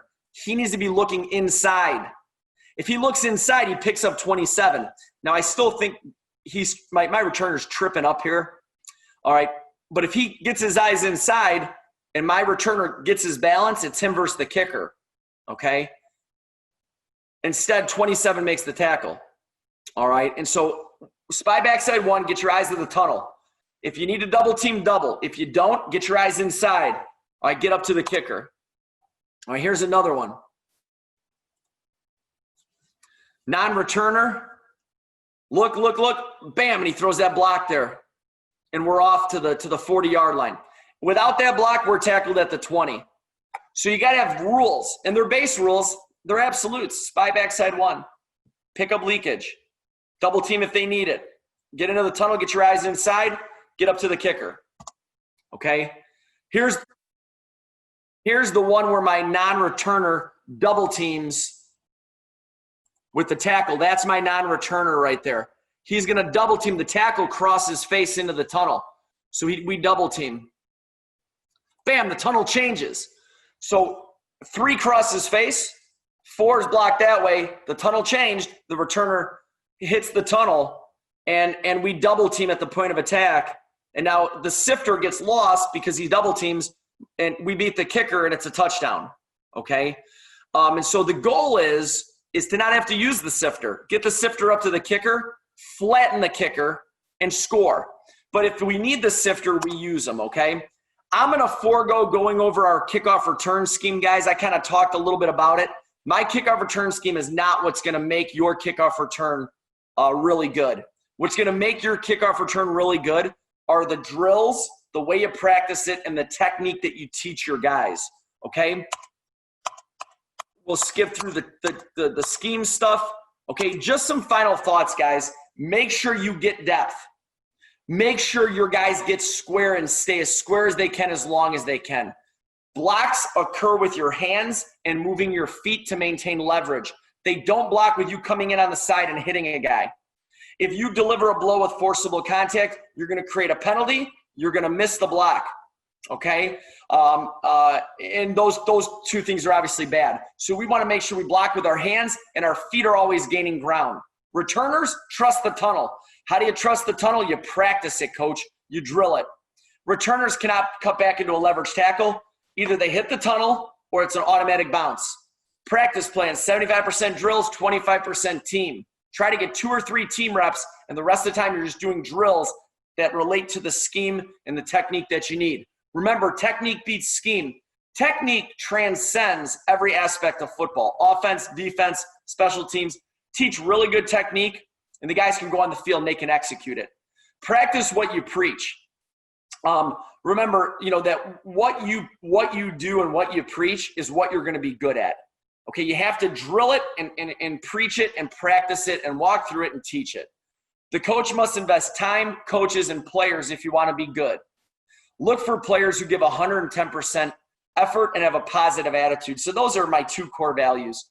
Give 100% effort and have a positive attitude. If you give 100% effort and you have a positive attitude and you make a mistake, I'm not going to scream at you. I might yell at you. There's a difference.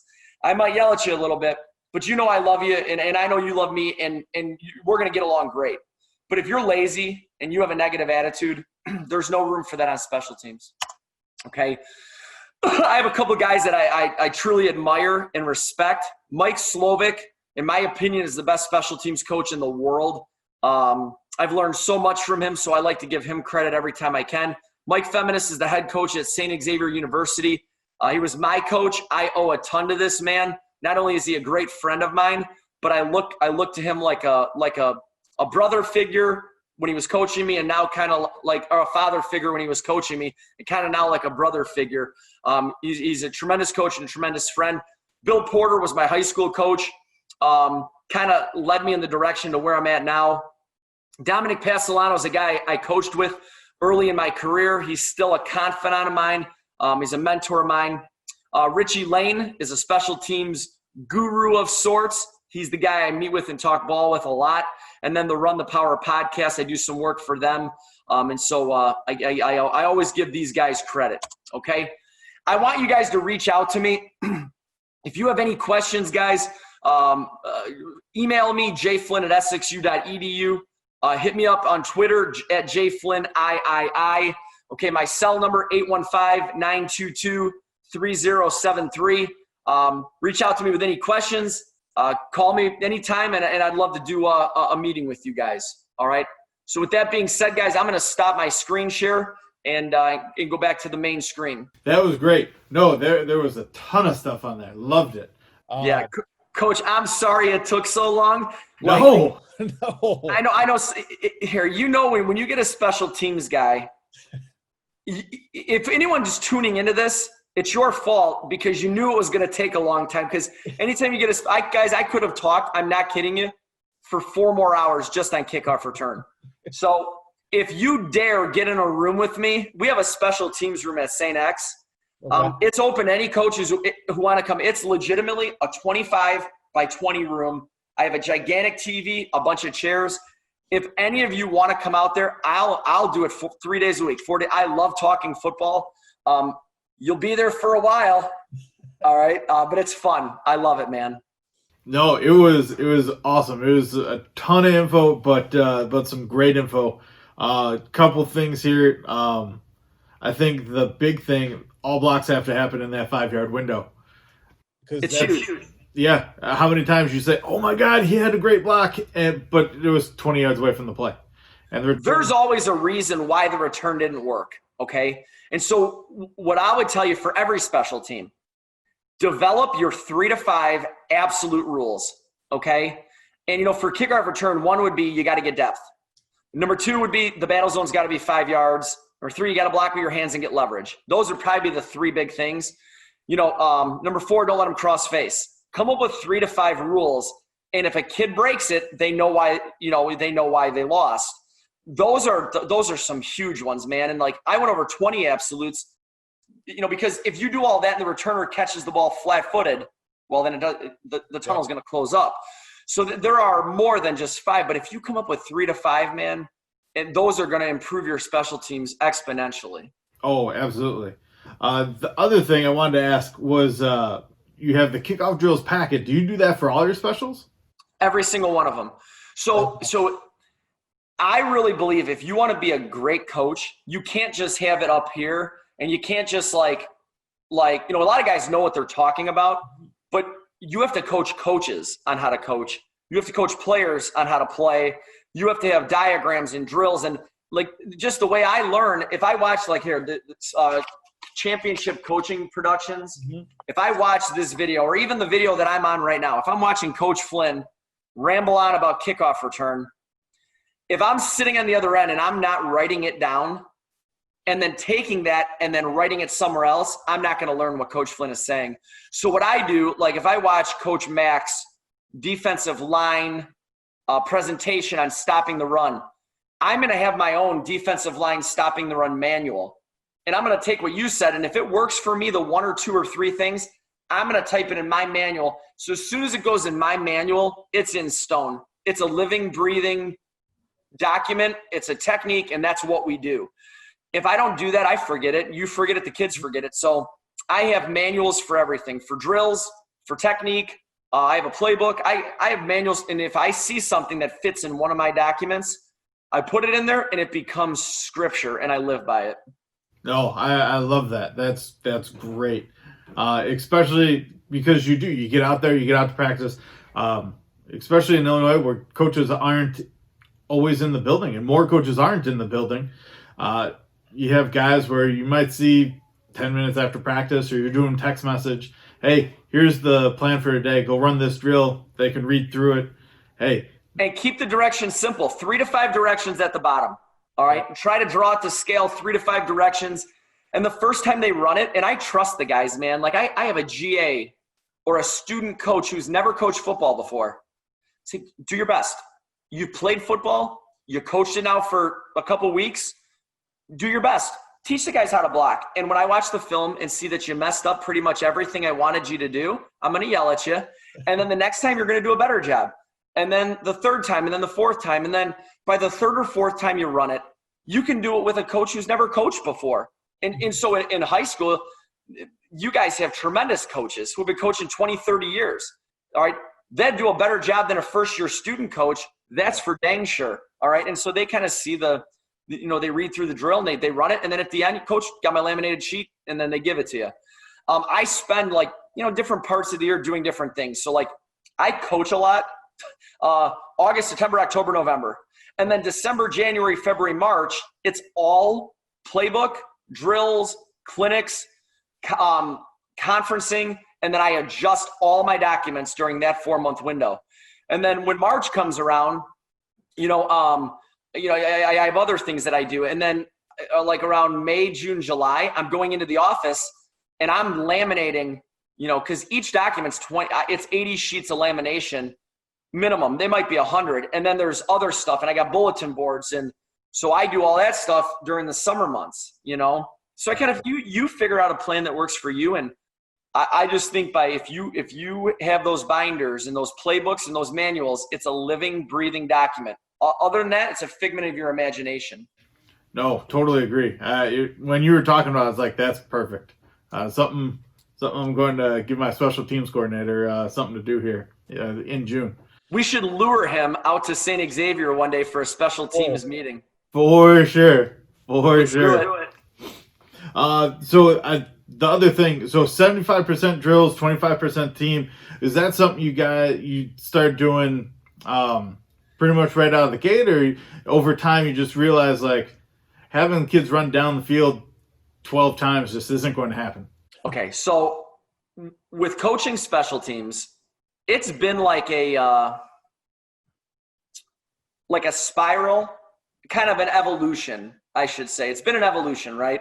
Okay. When I first started, it was me by myself, 22 guys, one kid's sitting down, one kid's dancing, one kid's turned the other way, 3 kids are jogging, I'm screaming. The offensive line coach is showing the offensive coordinator how good of a spiral he can throw.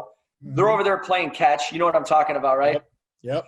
And so it's been an evolution of sorts. So now I understand that I need to coach the coaches up and get them to understand, like, this is what I need from you. If I ask them to do it, chances are it still may not happen. And so if I hand them a document that tells them step by step what to do, it happens, okay? And so it's kind of been an evolution of sorts. I just don't have the resources, the coaches, the time to teach my scout guys, to teach everyone, okay, this is what we're doing. I don't have the players. How many guys do you have on your team, Coach? We're going to have maybe 35 this year. So say you got 40 guys, right. Okay? 40 to 45 guys. You're about 40 guys short from being able to run 10 live reps of team. So guys end up jogging. They end up getting tired. They end up getting hurt. The spacing and the timing is not relative to what they're seeing in the game. The returner's only getting 2 catches, of which he's not working anything because no one's running hard. It's a complete and utter waste of time because no one is working on technique. No one's working scheme. No one's working vision, decision. Now instead, if you break up, guys are now working full speed drills. They understand timing. They understand spacing. And so it's just over the years, I've done less and less team. So now every week, my goal is to get 6 live reps on film. If I can't do what I'm trying to do with 6 perfect, like full speed live reps, I should be fired. Okay. Because for punt pressure, for example, my punt blockers, they're not working on holding up guys, on blocking guys. Right. My returners, all they're working for 8 minutes is returner drills. So they're working 3-on-3. There's guys coming at them, balls in the air for 3 minutes. Then they're working fair catches for 3 minutes. Then they're working making a move on a guy who's breaking down. So we're going to risk it and not fair catch it. Or we're working the 10-yard line. All right, the 10-yard line drill. So for 8 minutes, he's getting 30 catches in. Instead of standing there while the punter shanks one, all the coaches are playing catch. And so we split up. 2 coaches go with each group. Or 1 coach goes with each group, and then the rest of the coaches are doing IIT or individual time, however you want to set it up. That way, no one's there bothering you. Coaches are coaching. Players are working on the techniques and the skills that they need to work on. Think about it like in your class, all right? It's kind of like differentiating instruction, right? And that's what I do in football. Differentiated instruction in special teams is paramount if you want to be successful. If you want to be decent, then you trot out 11 guys, have them jog down, make your scheme so simple to where you make your technique super complicated. Make your technique in-depth, but make your scheme simple. If you do that, you'll be really good. Yeah, no, I totally agree. Like, it was just watching those drills, nothing crazy, but your guys were going through it quickly. There was nobody really just standing around or, just a lot of lag time in between. And I cut out a lot of like the intricacies of it, right? Like spy backside 1, look for leakage, get your eyes to 3, help the double team, get your eyes inside in the tunnel, get up to the kicker. So that's one example of me making the technique and the responsibility, like for some guys, in depth, but the scheme is really easy. I have 3 returns, man. Right, left, middle, and only 2 or 3 guys change who they're blocking. Everyone else blocks the same guy. It's super easy, you know, and the scheme is really easy. I mean, I got a right return, a left return, and a middle return on pump pressure. Everybody blocks the same guy for the most part. I might switch up a guy or 2 here or there. It's the technique and the little cue words like stay as square as you can as long as you can. If you don't have leverage, get it once you got it good. If they drop out, get to your landmark, then hunt them. And I have little sayings like that because that's what separates them from us, in my opinion. All right, I got 2 more for you, Coach. Sure. About how much time are you spending each day in specials? And do you get you don't obviously go through each one of your kickoff, punt each day, do you? So what we're going to do every day, we're going to do field goal 3 days a week. Okay. So like if I were going to give a recommendation for a high school program, I would tell them to do field goal block 3 days a week. All right. And so, you know, you can do field goal in 3 minutes. Okay. Do half line, practice your backups. Okay. And so first team here, second team here, 3 minutes for field goal, 1 to 2 minutes for field goal block. So for 5 minutes, every day you're doing field goal block. I try to do every special teams twice during the week. So I want to do punt return twice, punt twice, kickoff return twice. All right. And I want 10 minutes minimum. And people say, oh, there's no way we could do it. That's fine. There's no way you're going to be really good either. Okay. Because that is the bare minimum. All right. If you start going 8 minutes or 6 minutes, you're going to be decent, but you're not going to be as good as you want to be. Okay. You don't have time. Take it away from offense or defense. Okay. Take 2 minutes away from offense, take 1 minute away from defense, and you got 10 to 12 minutes. If you can spare 8, you can spare 10 to 12. Right. All right. So I try to go everything twice, 10 to 12 minutes. Gotcha. I'll let you figure out the days and stuff. Okay. So punt twice, kickoff twice, punt pressure twice, kickoff return twice, field goal block 3 times, 5 minutes for those, 10 minutes for the 4 core ones. I do like special situations on Thursday. So we're going to work reverses for us. I do it Friday. For you guys, it would be Thursday. Okay. I work reverses, fakes, the rugby play, last play. You don't think you can get it to midfield for the Hail Mary. So you run the rugby play. Reverses. I do the switch principle on kickoff return. Block punts that go forward, block punts that go backward, field goals that go forward or backward. And the high school rules a little different. What else? Again, fakes, any special situations, spot of first touching. So any special situations that we have, we go over Thursday, and we do it every week, 1 or 2 reps per special situation. I don't go over 10 reps. It takes me like 12 minutes to go over all the special situations and all the fakes. I think that's paramount because you guys got to know if you block a punt and it goes forward, what do? Most coaches wouldn't know and most players wouldn't know. So I honestly take the ball and I throw it and they yell poison, poison, poison. Or I take the ball and I throw it and they yell scoop and score, scoop and score, scoop and score. So that's it. Block kick. It's either poison or scoop and score. That's it. All right. And why? Because I do mental reps, walkthrough reps. I don't waste time during practice doing that. That's during my walkthrough time. Okay. I have a meeting on at the beginning of the week to grade the game film and to preview the opponent. And then I have a meeting later in the week to watch the practice film. I think it's vital. I wish I could have another meeting. All right. But I can't for a multitude of reasons.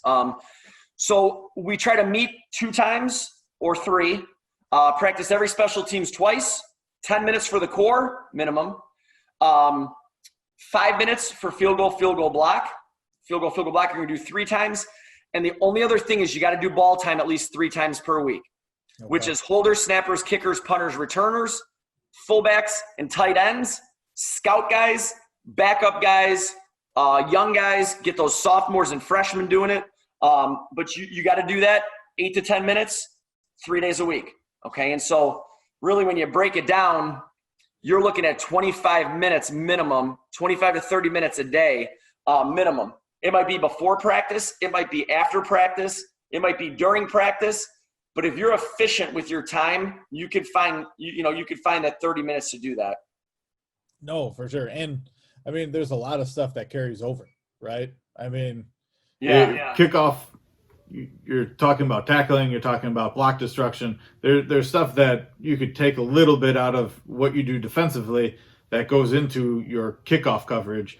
And there's blocking and ball handling and stuff that fits into kickoff return or punt return. The skills and the techniques transcend every level of football. Right. There's no doubt about it. And, like when you're stretching, you don't need everybody stretching. Do ball time during the stretch. Yeah. Have those guys get to their locker and sprint out to the field. They can get out there 6 or 7 minutes earlier. Those guys immediately go into ball time while everybody else stretches. You just knocked off 8 minutes of, you just got ball time out of the way. Right after ball time, do an offensive or defensive walkthrough. During your walkthrough, do field goal block, okay? Or vice versa, do your walkthrough, and then right after that, do start individual time and do field goal block, and then those guys come when they're done. There's ways to do it, all right? And the more time you put into it, the better you're going to be, because you are what you repeatedly do. If you repeatedly practice it and drill it, and you have time and resources and coaches and players, you're going to be really good. The less you put into it, the less you're going to get out of it. It's kind of my mantra this year with my classes. You reap what you sow. Your input reflects your output, all right? And I really believe in that. No, for sure. And if you, especially as a head coach, if I don't emphasize it and say that this is important, then the kids buy into that and they say, well, this is just specials, we're going to dick around. But if I'm there and I'm saying, guys, no, this is, we're dedicating this time to it, then they're going to feel as though it's an important thing. No doubt. And then you got 5 other coaches, 6 other coaches, everybody's coaching them up, or maybe you only have 6 coaches, so maybe 3 or 4 coaches coach the special teams, and then everybody else does a tackling circuit, or everybody else does a ball security circuit, or whatever you may have it. There's ways to structure it, but I really think you gotta focus on drills. You gotta focus on technique. You have to do each one twice. You got to practice field goal block every day, and then do the special situation, hands team, onside, switch principle. All those you got to have a day where you do that as well. You don't want to waste time during practice doing that. Pick a day and work all the special situations. Last one here, Coach, and then I'll get you out. So what would be your ideal front 5? What are you looking for as far as those front linemen that you had out there? I think kind of the tight ends, the fullbacks kind of explain themselves to a degree. But if you just kind of give us an idea what a coach would be looking for when he's picking out his kickoff return team. Okay, so I want 9 Ray Lewises on my team. Okay, and then I want a Devin Hester and a Deion Sanders back returning, and then we're in really, really good shape if that happens. Excellent. Unfortunately for you and for me, that doesn't happen often. And then your middle linebacker is so valuable because he's the only one, and if he gets hurt, your defense is shot.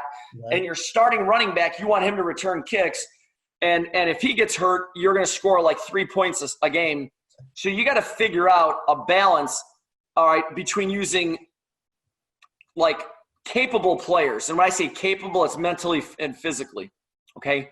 You got to use those players. So you may not have much of a choice with who you use. But here's what I like. If you can give me tight ends and fullbacks and middle linebackers, that's what I'm going to go with. Okay. Outside linebackers tend to be a little light in the ass sometimes. Running backs, receivers, safeties, a little bit light in the ass. But I had a guy this year who was my second best blocker, who's 165 pounds at a really good small college. I mean, when you look at small college football, there's about 10 schools that come to mind. We're one of those 10. Mm-hmm. All right. And we play at a really high level. And Jamari was 5'6", 165, 170 pounds. And he was a son of a buck on the front line. He is unbelievable. I would never put him there as okay, that's the type of guy you want there. Okay, he doesn't have enough lead in his behind in order to play that position. I want a guy 6'1", 6'2", 6'3" at our level. So, 215, 220, 225 or more. So he's got to be able to do two things. He's got to sprint for depth, and then he's got to be able to get leverage and maintain leverage and block. So he's got to move his feet. So if you got a bigger guy who can cover someone in basketball, that's the guy you want. So have your guys play basketball. All right, can you run vertically and can you run laterally? Can you cover a guy in basketball? Can you use your feet and understand leverage? That's the guy you want. But they have to be able to take a blow because you're not turning sideways. And no matter how much, coaches, no matter how much you want to turn sideways, because my guys can't do it, trust me, my 5'6", 165-pound guy did it versus Illinois State.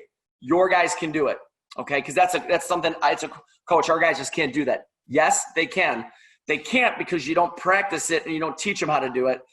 If you do, they can do it. So I want guys that are like middle linebackers, fullbacks, tight ends that can cover a guy in basketball. It can take a blow. Okay. Now that's what the returners, obviously those are returners, dynamic guys that can, number one, catch the football. Number two, don't you dare turn the ball over. And number three, score the football.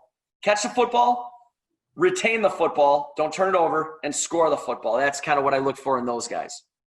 Awesome. Well, Coach Flynn, it's been awesome. Thank you so much for stopping in at the Chief Pigskin Home Clinic. It was my pleasure. I really appreciate you guys inviting me. A very good friend of mine, I flew out to Austin, Texas. His name's Dominic Pasolano. I flew out to Austin, Texas, and Dom told me they're great. Chief Pigskin's amazing.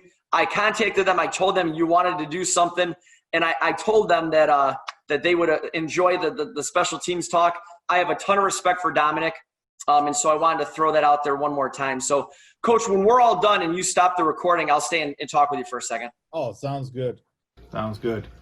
But yeah, we'll definitely get you on when we get out of pandemic here. Get you out off the home clinic and definitely get something at St. Xavier and get you back on again. Well, I'm looking forward to it, man. I love talking special teams, and for anyone out there, if you guys want to reach out, feel free to reach out. Okay, J Flynn III is my Twitter, and then jflynn@sxu.edu is my email address. So reach out anytime, guys. Right. Again, thank you for watching another Chief Pigskin Home Clinic. Hit the like button. Tell us that you like this content so we could bring you more special teams like Coach Flynn. Also hit subscribe so you get the up-to-date information on when new stuff from Chief Pigskin's coming out. We got our 4 quarters that comes out every Monday and Film Fridays that come out on Fridays. We also are putting out these home clinics 2 or 3 times a week, Tuesday through Thursday. If you want to check us out, also at chiefpigskin.com, and check out the online clinic. We have over 150 quality coaches with not just X's and O's, but also program development. We'd love to see you there too. Thanks again for watching.